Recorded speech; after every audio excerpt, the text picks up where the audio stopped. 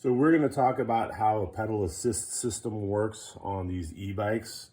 And I've had a couple bikes that have had pedal assist failures. And what I found is in one case, it was the pedal assist wheel here that goes on the cranks that actually was just broken.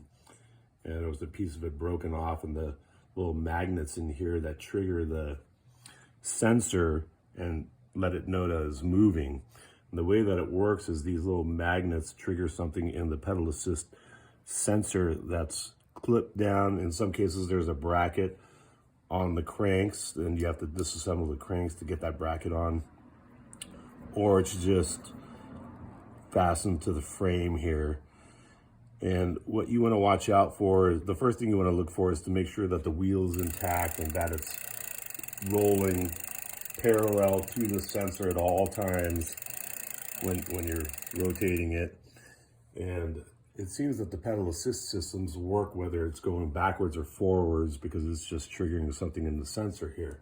So if everything there looks okay, what we're going to do is we're going to test this sensor, and the way to do that is to follow the wire that comes off the sensor all the way back to the controller.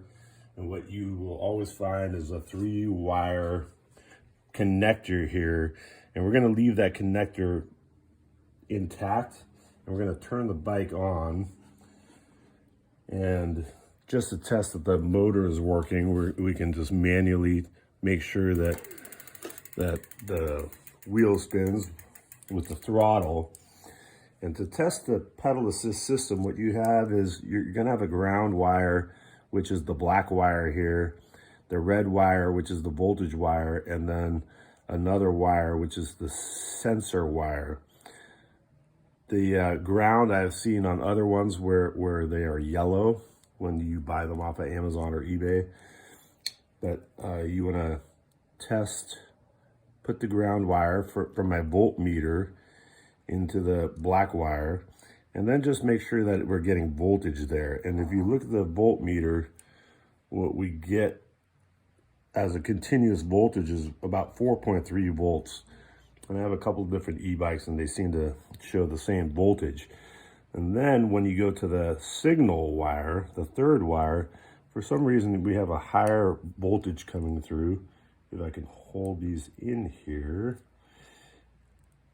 And sometimes it'll be at 0, but how you test that is to move the cranks. And it should fluctuate. It goes from 5 to 0 to 5, down to 0. I'm turning it very slowly just to make sure that we're getting a signal coming through.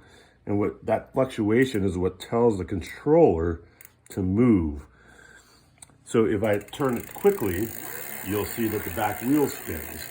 What I've seen is these sensors, they will die essentially, and the signal wire will just sit at 0 volts. This is the crank bracket that I was talking about, with the sensor on the crank bracket and the wheel back here that's on the sprocket side now. And when I ordered the new sensor, it had different wires, so I actually had to rewire the sensor to the controller. And all I had to do was splice them in, and here you can see that can you see that? Can you see this? So I have the yellow wire going to the black, the red to the red, and the blue to the blue. And once I tape all this up, this system's gonna work like new.